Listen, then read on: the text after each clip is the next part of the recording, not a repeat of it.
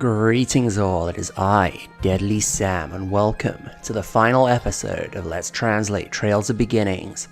I wanted to start at the title here to show you that there is some new artwork that I don't think we've seen at all during the game.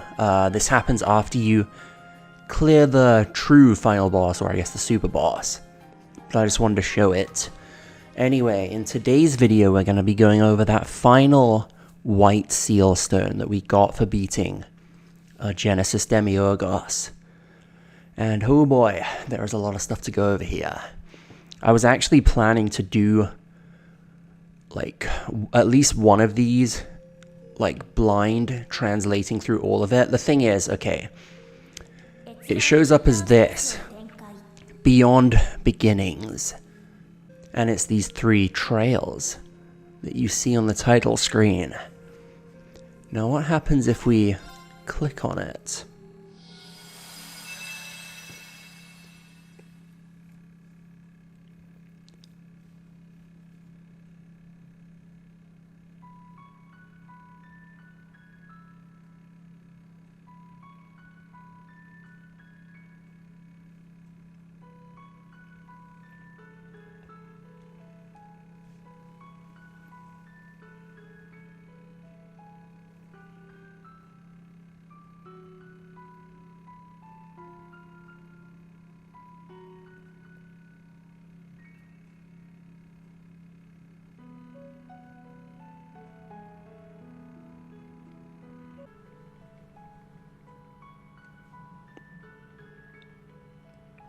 So what we have here is 3 original light novels that we can now watch after beating the super boss.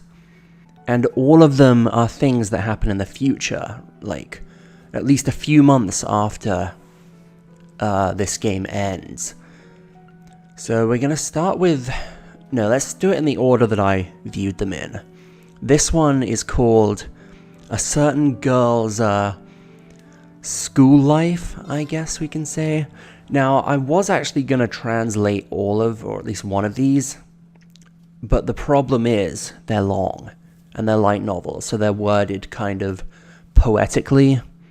And I do have a lot of experience reading Japanese light novels, but my god, this one especially is really long, and it would be really hard to translate it. So I decided to do this, where I show you what happens in it and just kind of tell you what's going on as it's as the stuff's progressing. So here we have, this is in the year 1208, so the year that the new game is going to take place in. Okay, so here we have, it just gave us an explanation about this school in Calvard, this high school. And Ren, who looks quite a lot older now in this game, has decided to attend it, mainly as a front, so that she can, well, she didn't say exactly what, but she's like planning to do stuff in Calvard, and she needed a convenient cover, so she decided to go with a student. But yeah, as you can see, there is very nice artwork accompanying these, and for that reason alone, I think it's worth showing all of these special episodes. Okay, so Ren, obviously, she's trying not to stand out, but that's kind of hard when she's a beautiful girl genius. So she ends up getting a lot of attention, which leads to this young man approaching her and asking her to join his faction, because he wants to run for student council president. And I guess they have factions in this school or something, I don't really know how that works. But basically, he doesn't like that Ren's been standing out so much, because it might make people vote for her, even though she doesn't plan to, like, she doesn't plan to try and get student council president anyway. But this guy wants her to join his, like, his faction so that he can get more clout. Oh yeah, and he uses the excuse that he's, like, worried about her because he knows that she's a transfer student. And he's like, but you don't have anyone to rely on, you should rely on me and join my group. And yeah, this is what the text looks like when it's going on. So it's in like short, manageable chunks at a time, but it adds up. Like, trust me, this episode especially is very long. But yeah, this is Ren just saying, no, I don't want to, because she's noticed that him and his crew have been like giving her very evil looks, because they obviously don't like her for standing out so much. So she kind of like, not exactly taunts them a bit, but kind of calls them amateurs for like letting her pick up on their ill intent so easily. And here he says, are you sure you wouldn't want to end up regretting this choice later, would you? And he tries threatening her. Anyway, that ends. She goes home, and now she is talking to someone over the Orbal network. And that person's name is Tita. Even she's gotten a bit, like, older looking. Along with Ren. I really like this artwork. I think a lot of them are really well done and, like, capture the, what's happening in the scene really well. Like, what's happening in the text, I mean. Anyway, these two talk about a lot of things. It turns out that Vern, basically the Rhine photo of the Calvert Republic, has decided to make a new combat orbment. And they have completely separated from not ZCF, the Epstein Corporation. And Epstein is not having it. They're like, come on, you can't be using our technology like that. And then just like abandoning us because you want to keep your stuff secret. But apparently they're using like their own technology for it. So they're like not exactly wrong, but like the Foundation is still trying to like sue them. And it's becoming a big old mess. And then there's like a bunch of things they also mention. Apparently, Calvert's been like expanding its weapons and stuff, and which is bad. And a lot of people are worried about it because what happened after the Great War is the Empire like shrunk its army to where it was like the same size as Calvert's, but now Calvert's expanding their stuff. They're obviously planning something, but no one knows what yet. So yeah, things are getting a bit dicey. I guess we'll find out more about that. I mean, there's a lot of we'll find out more about that in the next game type of things in these special episodes here. They obviously don't want to spoil too much for us. Oh yeah, and this is where they actually explain it, about the stuff. But there's some nice artwork there with all the main prominent figures of, well, not all the main prominent figures of those technology corporations, but I mean, you get the idea. I don't know who I think it's a woman on the right there who's facing back. I guess that must be the leader of the Vern Industrial Company. Oh yeah, and there's a really funny part at the end there when they're about to like stop talking. Tita asks, well, apparently Estelle and Joshua, or just Estelle actually, asked her to ask Ren how her school life's going. And Ren's like, honestly, why is she such a worrywart? We chat regularly, but then she's like, okay, whatever, yeah, school's going fine. And then Tita says here, like, tell them if you're being bullied and they'll come running. And then Ren's like, honestly, Estelle, she's so overprotective, honestly. And then Tita's like, no, it's actually the opposite. She's worried for the bullies. She's gonna stop you. And then Ren's just like ... There's no like voice acting or even like changing facial expressions, but you can just imagine it. It's so funny. And that got a good laugh out of me. Oh, another thing I should mention about Ren, I've kind of gone over it, but she used to, well, I mean, up until, well, for the whole of like all the games she's been in, including Hajimari, she's always used Ren as her first person, wait, what the hell is it called? First person pronoun.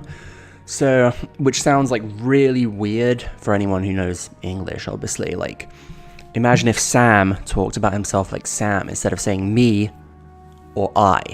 It's like that, basically. But in Japanese, pronouns are like treated just like regular nouns, pretty much. There's no like difference. There's no different thing you say. Like, you know how in English we say I, me.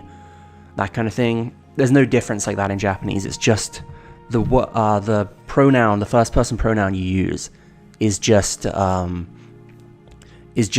that's it, basically. And there's quite a lot of them too. There's like probably nearly 10 that are still regularly used today. There's like manly versions, feminine versions, polite versions, that kind of thing. But Ren she stopped using just Ren. She now says watashi, which is like the main, like the normal pronoun. But yeah, I just wanted to mention that. I don't know how they'll translate that when it comes to the English version, to be honest. Because I'm pretty sure Ren did speak like a normal person in Trails in the Sky 2nd, and she probably still talks like a normal person in the English one in Trails of Cold Steel 4, but I don't know. Oh yeah, there's not a picture for this, but the next day at school, Ren's walking down the stairway and she senses a presence behind her, rushing and gaining speed. And then she turns around, it's a girl about to fall down the stairs. So she catches her and saves the day. And then she's like, but what were you in such a rush for, like, down the stairs? And she's like, oh, I wasn't, someone pushed me. Or I feel like someone pushed me. And Ren's like, what? And then she's like, could it be? Nah. Yeah, she's like, if I didn't stop her there, we would have both gone tumbling down the stairs. Maybe they were after me by pushing her. And in that case, and then she like starts to figure it out.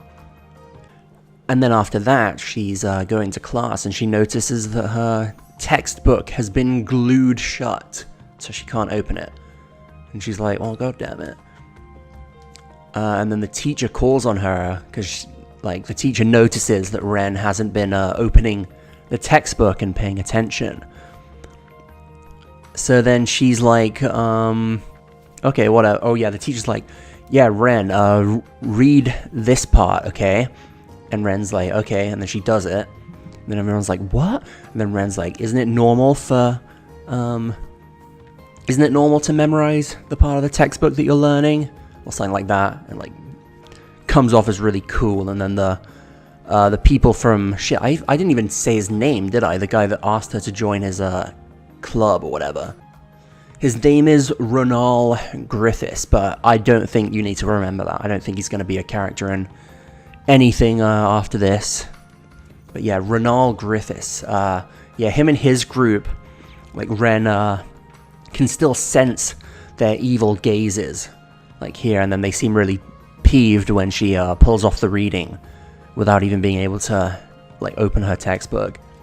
And then the next day after that, she notices a strange smell. So when she looks up, she sees part of the damn fence falling off the roof towards her.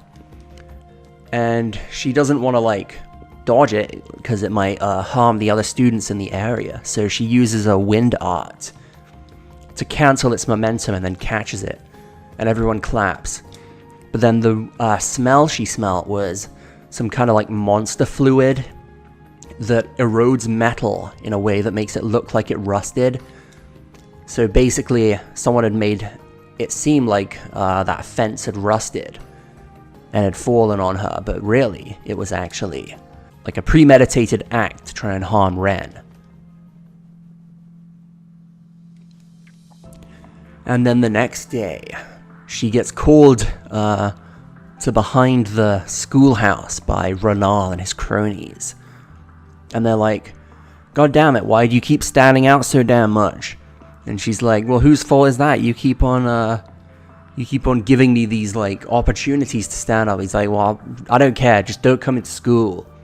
And she's like, what if I refuse? She's like, and then his cronies are like, we'll beat you up if you don't.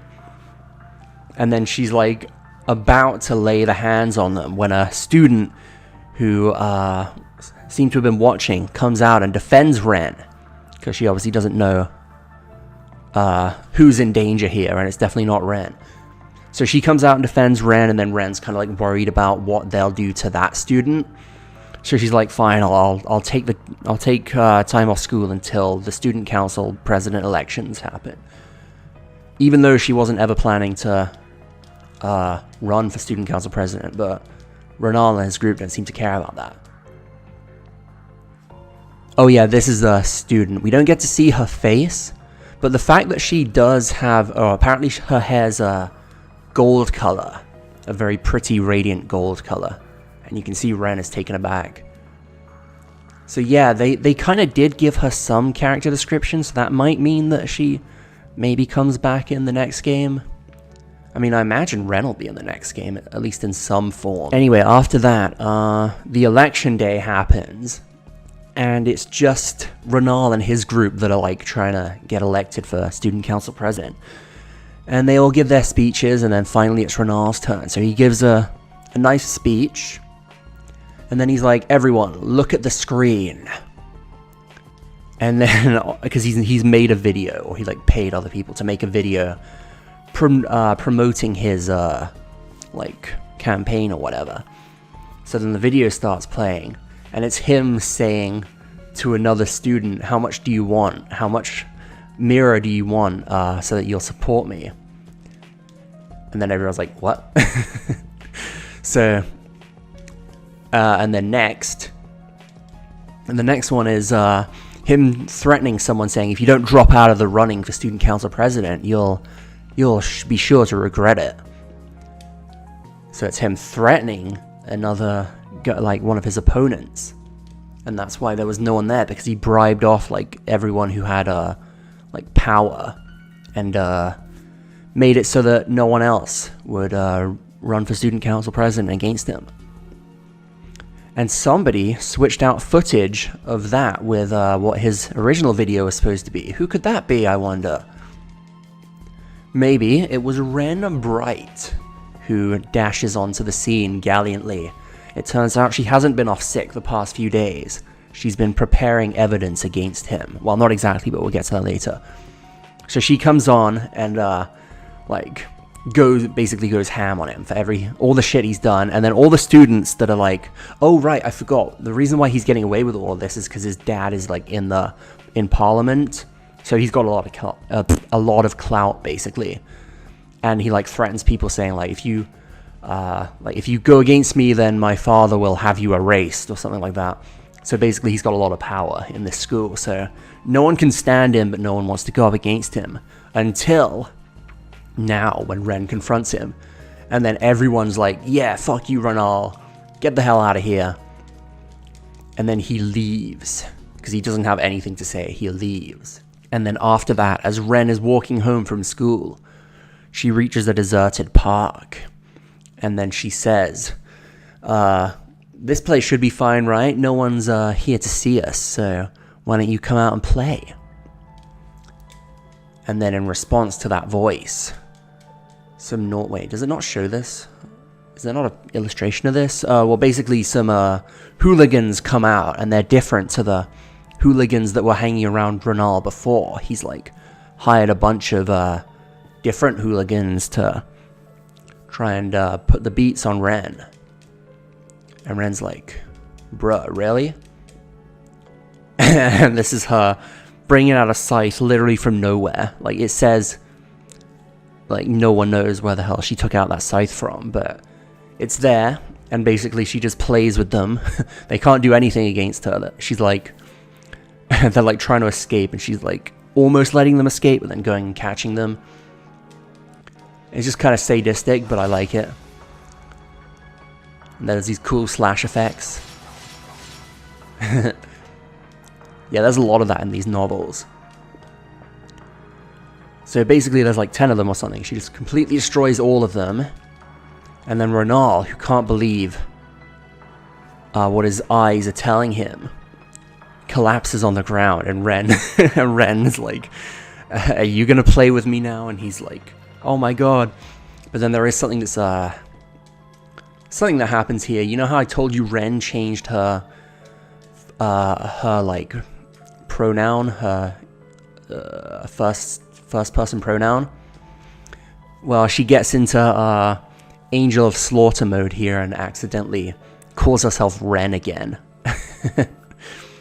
And then gets like embarrassed, but then by that point Renal's already passed out. But my god, I love this art so much. It's so cool. Yeah, there it is. You can see where the dots are on the top left. She's saying Ren. Like, if you interfere with Ren again, like, this is what'll happen, so you better remember it, that kind of thing. But he's already passed out, so no one even catches it. And then after that, she exits the park. And then someone asks her, you're all done there? And it's this guy. And he is a very handsome man.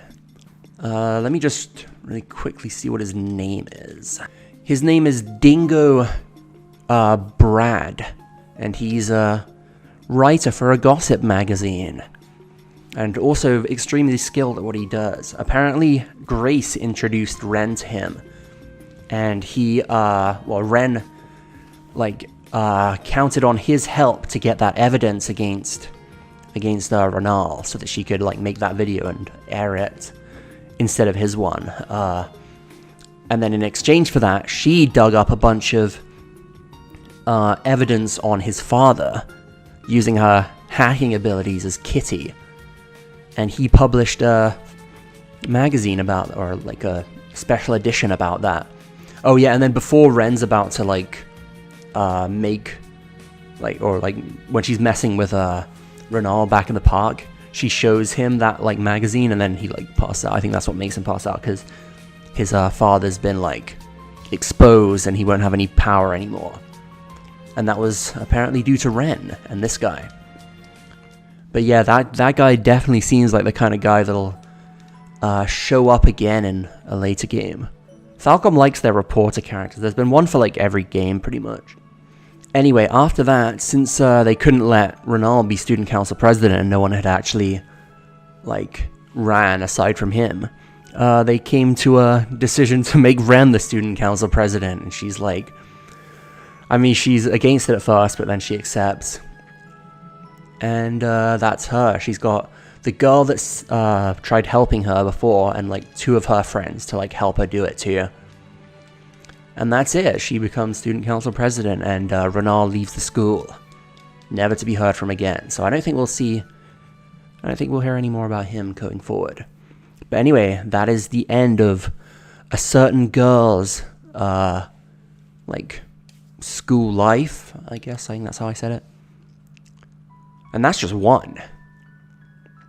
Now for the second, which is my personal favorite. The second, or another hot spring town, is what it's called. And this takes place in January of the next year. So 3 months before Ren's, basically, if you want time.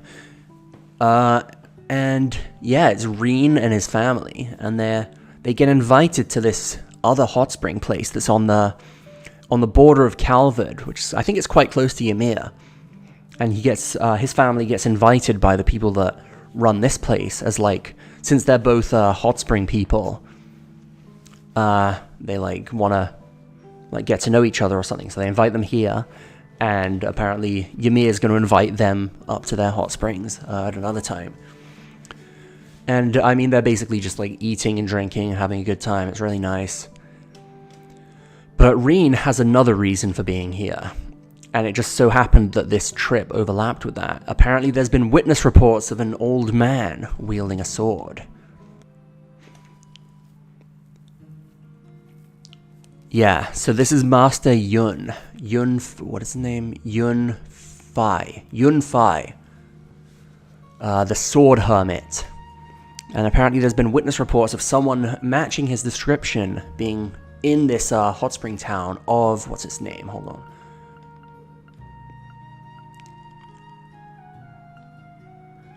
Oh, also, this song is beautiful. I don't know, I feel like I don't recognize it.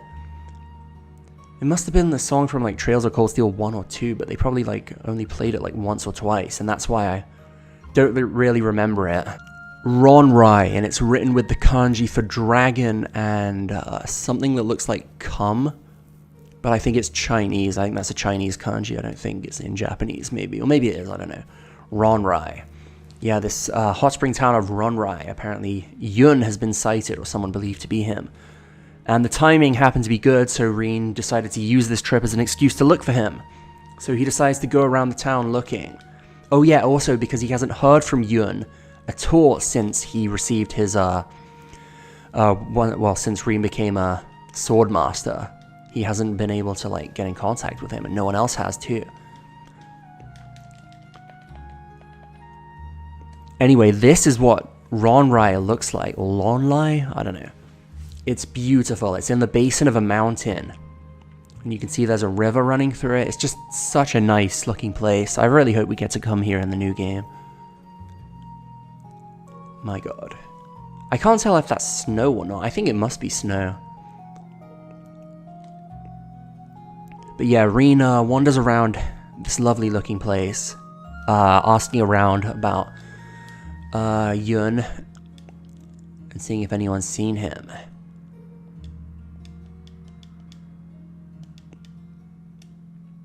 And while he's doing that, he buys souvenirs for everyone in Class 7. He kind of talks a bit about how he feels about everything that had happened. And also bear in mind, this is nearly a year after the events of Trails of Beginning. So they've had like a normal school year pretty much, and they're close to graduating. And he kind of talks about that, and it's really heartfelt, and I might have teared up a bit, but it wasn't on camera, so there's no proof. You can't hold it against me, okay?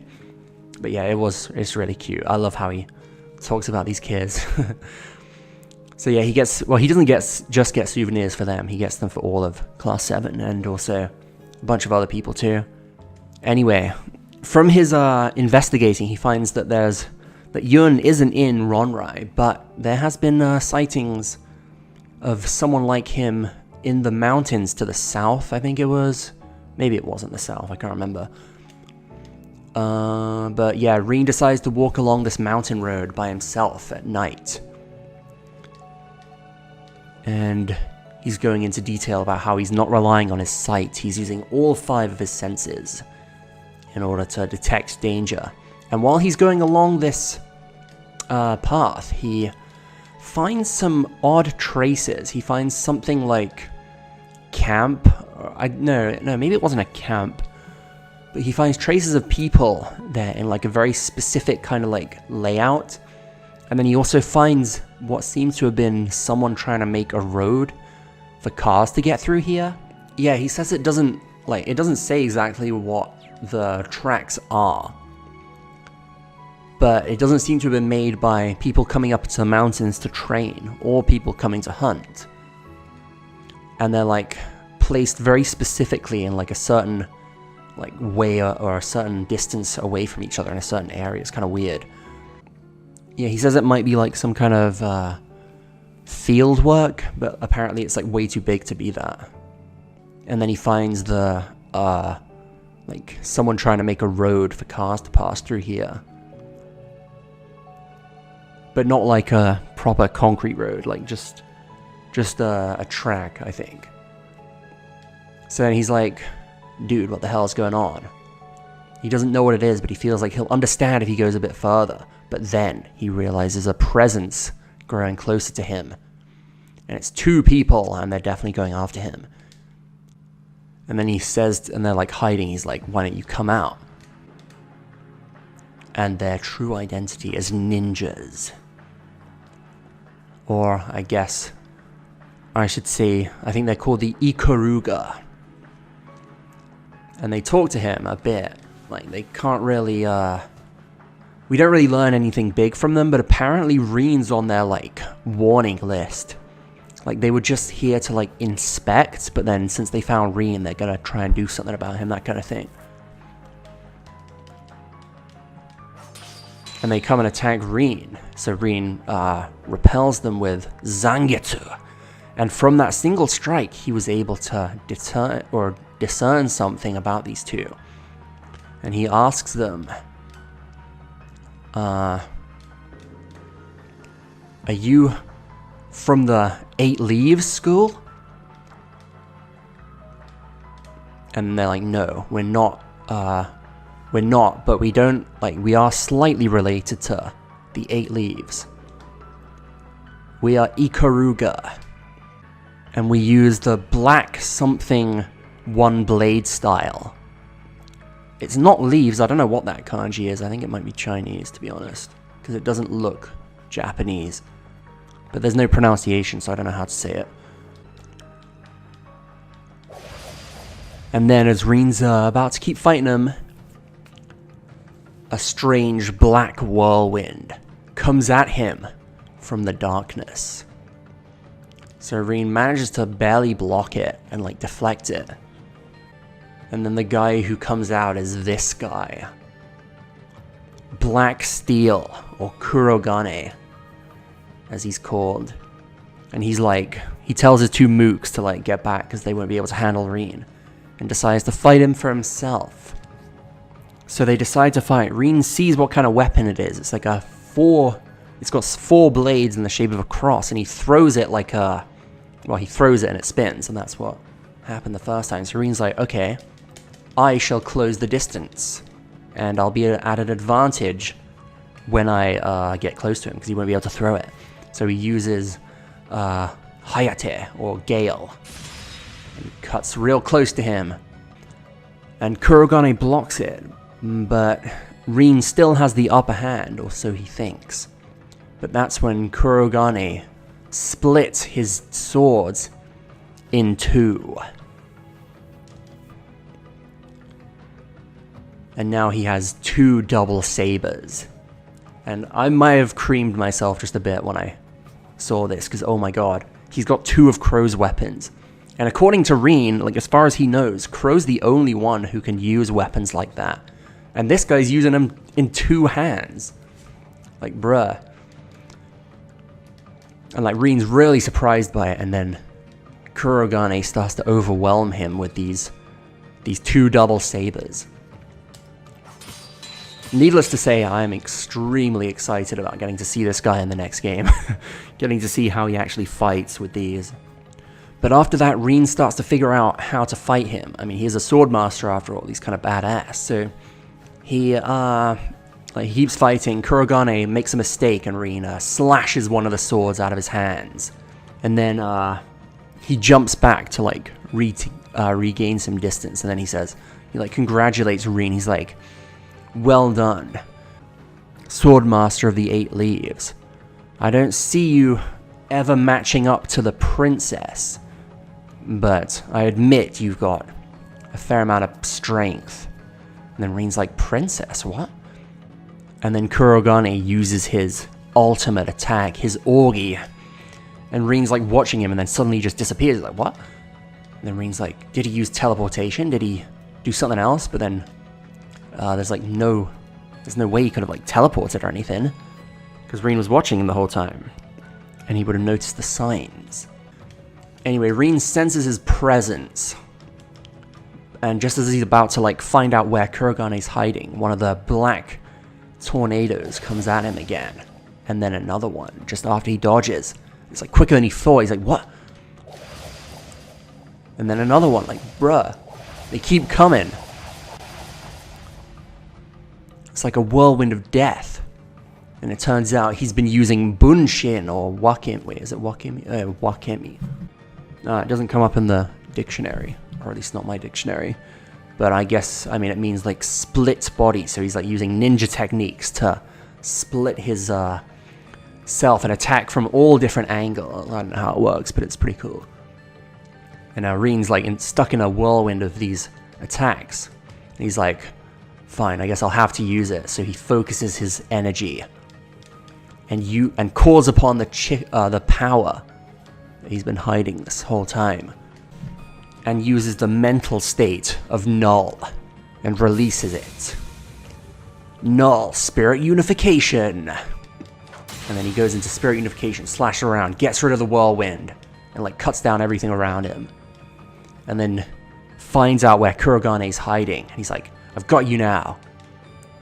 And he charges, and he's about to lay the smackdown on him, but then Zero stance, Twin Shadows. Due to some unknown force that Rin couldn't see, his attack was stopped. And not just that, his sword had been cut in half. Princess! And that's Kurogane saying, princess. And then she says, I heard from the 2 that were out scouting. It seems you were trying to hog all the glory for yourself. And then she appears. The princess. And oh my god, I love her. She is beautiful. And the way they describe her is so cool. we can't see her face, but she's got long, not golden, silver hair. And seems to be younger than Reen too. Apparently her appearance, she looks like both like a regal princess type person, but also a hardened warrior at the same time. Yeah, the way they describe her is just so goddamn cool. Oh my god, I love this character so much. And we don't know like anything about her. And her sword blade is pitch black. And it has some like weird engravings on it. Anyway, she raises her sword in the air so that Reen can have a good look at it. And he says, like, well, according to Reen, he's seen a lot of very like precious, treasured swords over his years, but apparently this is even greater than those. But yeah, the way they describe this blade, there's like 2 whole pages on just describing her sword. And I couldn't do it justice with my translation. I mean, most of it wouldn't even make sense if I translate it into English. But it's so cool. And then she starts speaking as though she knows who Reen is, and is like, is this something's like guidance that we met here? And it turns out that she has something to do with Yun Fai? What's his name? Fuck's sake. She has something to do with Reen's master. And apparently, he also trained her, at least in some way.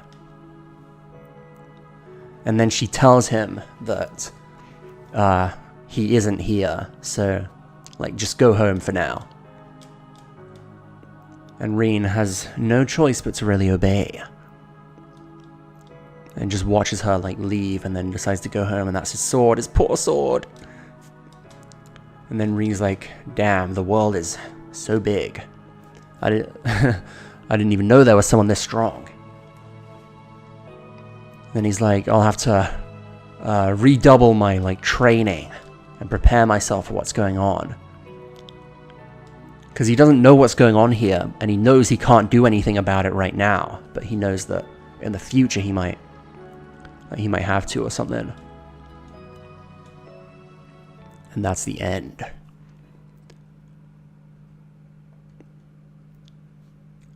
And now for the final one.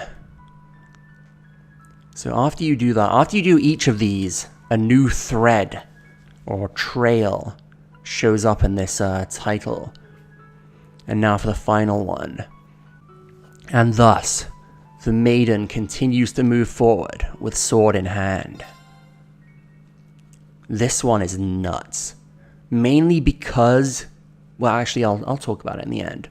This is actually this is only a few months after Hajimari. It's in September. So before the new year. And there's not as many illustrations in this one, or rather there's one, and it's in color, but you don't get to see the full thing until the end. So as you can see there, you can see someone's hair, or head from the back. And she's saying, I must decline. Okay, so basically this is a bracer, and it's told from her perspective, this story. Apparently she's been recommended to become an A-rank bracer, but she doesn't think she's worthy of it, so she keeps declining. Oh, and also Jin's there. Jin's the one trying to get her to accept, because he's already an A-rank bracer, but they need more A-rank bracers or something for the times moving forward, because apparently things are looking good in Calvard, but there's a lot of stuff going on behind the scenes, and they want to make a point of having more A-rank bracers or something like that. And we also find out that Jin has been recommended to become an S-rank bracer, but he's not accepting that, so he can't really nag on this character too much for not accepting the A-rank position. And then we get these weird trips into her deep psyche, where she's saying, I thought I wanted to become someone different. And then she talks about, when she found out that her world was so cramped and wanted to become someone else. But then, it's so weird, I don't know what's going on here. She says, I thought I was able to become someone else. It was when I was in high school, I'll never forget it. I had a strange encounter, or a re-encounter, and I got something precious from it.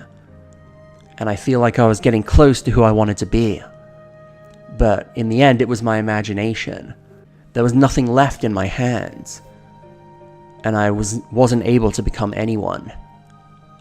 But even so, I'm gonna keep moving forward. Even in spite of my family's like opposition. I'll keep proceeding down my own road, or by my own path. But there's nothing like I want to be. I never thought like I wanted to become someone else. I've just got to keep on moving forward. It's like, what the hell's going on? Anyway, she after that she goes to a pub, or they just call it a shop, like probably like a cafe, and the person serving there apparently resembles Michelle quite a lot from Crossbell. Apparently she's been over to the Crossbell branch and helped out there a bunch. And apparently the bartender here has a lot of things in common with Michelle. I think it's Michelle, right? Anyway, she's kind of feeling down, so she orders some booze. And the Michelle... Wait, does it even say... No, I think it just says... It just calls this character Master, like the master of the store. So anyway, the master gets her a cocktail. And she gets lost in thought. Oh, but she was also here for another reason. She wanted to gather information because they've been chasing some drug dealers around the city. And this master has ties to the underground and also to like some other stuff. So he's a like good information place. Also, he talks very gay. That's why he's like he talks very feminine. So that's like why I guess she thinks he resembles Michelle. Anyway, the reason they're after this drug dealing case is because they've also kidnapped 2 kids. And they've been gone for like a month now or something. So it's looking pretty bad, and they really want to... Or they think that this drug dealer group kidnapped the kids. So they like need to find the kids and out the drug dealers. So then this character here is very flustered because they're not getting any good leads. Like they know roughly where it is, but they can't like barge in and just do stuff because that would violate the code of the braces and that kind of thing. Anyway, she starts drinking this cocktail and kind of she remembers the face of one of her childhood friends that vanished suddenly, but then came back to the city. Or I assume we're in a city. It doesn't actually say. I mean, you can kind of assume because it talks about like different parts. And if it was a town, it would probably just be like one part. But yeah, it talks about different like sections of the city. So I think it's safe to say we're in a city here. But anyway, he comes back and he's doing some kind of like illegal, or not illegal work, but like shady work. And apparently this like childhood friend's involved in like the underworld and stuff. Or like the black market, I guess. And then she still hasn't gone to meet him. But like she's so frustrated at him because he left without a word, and then he comes back and he hasn't even like come to say like hi or anything. And then he's also doing this like illegal job or whatever on top of it. But I think it's obvious that she has some kind of crush on this guy because the way she like thinks about him. Or maybe not a crush, I don't know, but she was like really worried about him. And like still is worried about him, but she thinks it'll just be awkward if they meet again. And then her other childhood friend, who she's still in contact with, who actually works for CID, the Central Information Division, I think that's what it stands for. He comes to cheer her up, and he's like, why don't you just go meet this guy then? Because apparently they actually hang out together. They're like, all 3 of them are a collective bundle of childhood friends. And he doesn't seem to know what's going on either, or maybe he does because he's in CID, but still. Anyway, after that, since they're childhood friends, they talk about like stuff, like childhood friend stuff, that kind of thing. Apparently they hadn't actually arranged to meet here. He just kind of like came in, but since he's from CID, he probably like knew that she was here. And then he tells her that the world, or the times right now, are in need of a hero. And she's like, what does he mean? But then he's like, anyway, about that that drug dealer case. It just so happens that we're chasing it too. And so he gives her information about like who they are and like proof of what they're doing. And he's like, now you can do whatever you like need to do. And she's like, damn. So he just gave her very crucial information about this. And now she's gonna go off to like deal with the drug dealers and save the kids. But since they don't know exactly where the hideout is, they split up and raid a bunch of different places. And it just so happens that her one was the right place. You can see a sword there that she's holding. They call it a night sword. I guess that's what it is. She seems to be left-handed too, judging by how she's holding the scabbard in her right hand. Anyway, yeah, she gets the right place, and there's a bunch of like drug dealers, so she cuts down very easy. She doesn't have like any trouble with it. And then she makes it all the way to the boss's room, and he's like, how did you deal with my subordinates? And she's like, I beat them all. And then this guy's like a complete pussy. He just kind of wimps out. He tells her what she needs to know, that the kids are apparently in the room like behind him or something. And then she's like, yeah, I'm gonna arrest you now. How does it feel? Not like that, but she's gonna arrest him because he's a criminal and stuff like that. But just as she's about to oh yeah, she's asking him for information about who like their higher ups are, because these guys are just subcontracted apparently. I can't remember how she figures it out, but she does. And then she's like asking him, and he's like, she asks him, is it A? And I don't know what the fuck A is, but yeah, as she is about to get some information out of him, she hears some strange noises coming from the hallway. So she goes out there, making sure to be careful, and sees a lot of dead bodies. A lot. And all died in very gruesome ways, like having their fucking guts torn out, their hearts torn out, their fucking teeth torn out, their brains torn out, like a bunch of like, ugh, it's disgusting imagining it. And she's like, how the hell, who did this? And then she's like, wait a minute. And she remembers she left the boss in the room by himself. So she turns around, but she was too late.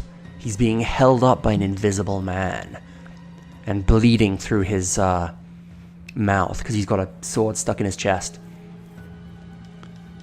So then she's like, who are you? To this invisible man. Like, she can tell that he's there because it's obviously like a lambda or ramda, where you can still see like the outline and kind of ripples in the air.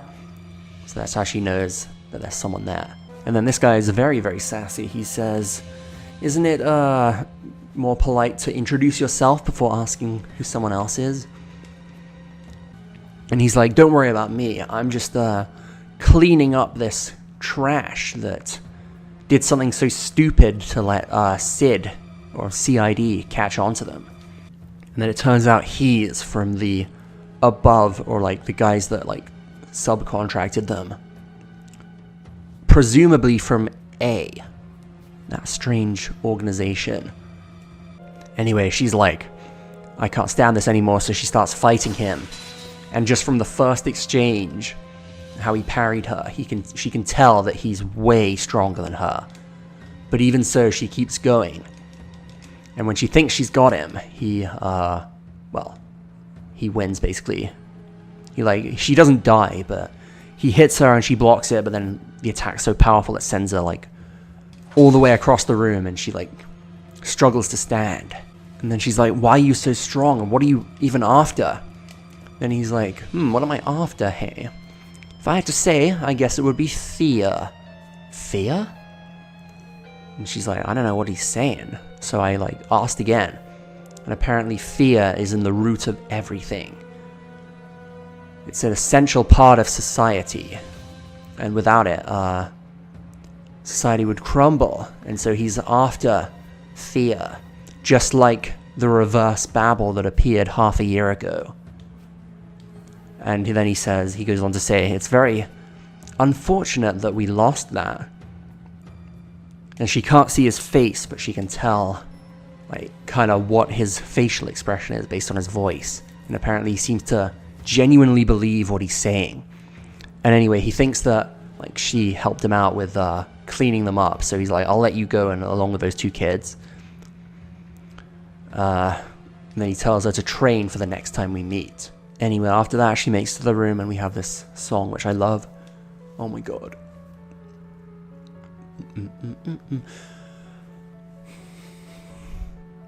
Anyway, there's 2 kids cowering. And she approaches the brother, or the older brother, yeah. Because there's a brother and a sister there. And his reaction's kind of strange. Like, he seems to be trying to yell, but his voice doesn't come out. And then... yeah, she's like trying to be careful and like kind and like talking to them. And then she like looks behind her and grabs a knife that had been pointed at her by the sister. Apparently the sister was so scared that she even tried to attack the people that came to save her. And she takes the knife with her hand and is like trying to, well, she hugs her to try and like calm her down. But it's very cute. And apparently, yeah, the brother was like trying to yell, like, because he could see what the sister was doing. But like, luckily nothing really happened. She just kind of bled from the hand a bit. And it kind of ended there. And then now we get a new song that only plays in this special episode. And I kind of like it.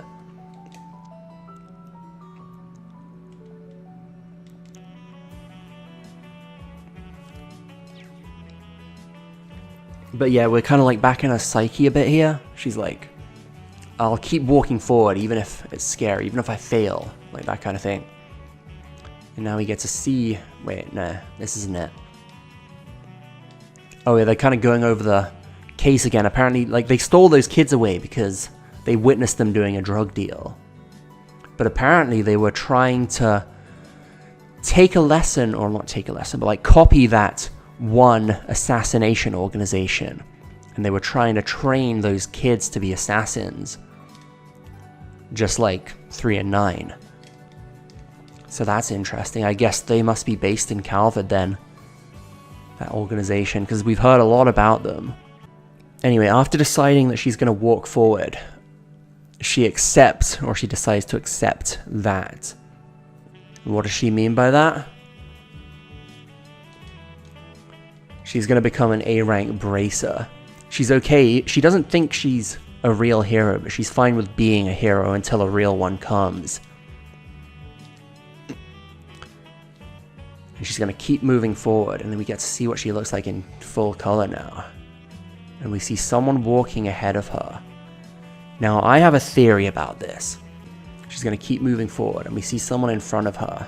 But I'll talk about my thoughts about that later. But more importantly, look down. Look at what they're walking on. 3 trails. How many trails are in this game? 3. So I think this is where it's leading. I think that's symbolic to say that those 3 trails are leading to this next game. And she's become the new, like, well, I think she's as young as Sarah when she became an A rank.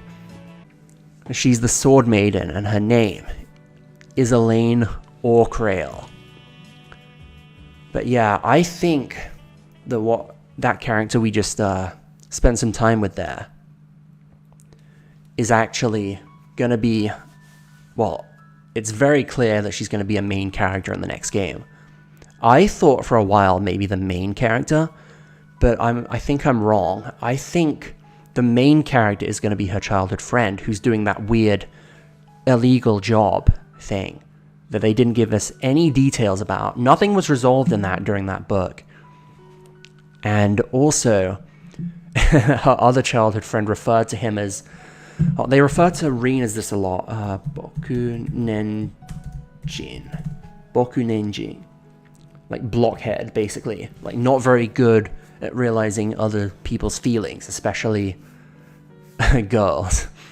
So I think the fact that he was called that makes him a lot more likely to be the next main character. And yeah, I think that's the person who she was walking behind. I think she's going to be a very important character in the next game, but not the main character. But I'm still excited though, because honestly I'm kind of disappointed if it does turn out that she's not the main character, because I kind of would have liked another female main character, because we haven't really had one since Estelle. I mean, I guess Yuna had the spotlight a bit in Trails of Cold Steel 4, but only for like a bit. The main character of that game is still obviously Reen. But I like how one of the main characters is going to be an A rank bracer, because that kind of shows that we're not at junior bracer level anymore. Like, these main characters are going to be like pretty capable, is what that tells me at least. They're going to be able to like hold their own. It's not going to be like with Lloyd and the others where they were kind of rookie policemen, or Estelle and Joshua where they were rookie bracers, or Thor's where they were students. It's going to be probably a lot different to that. And I think the main premise will have something to do with this guy's job. This childhood friend. All we know about him is that he has blackish blue hair. And I think they might have mentioned something about his eyes as well. But anyway, when you go out from this menu here, you return to the round garden. Look at that.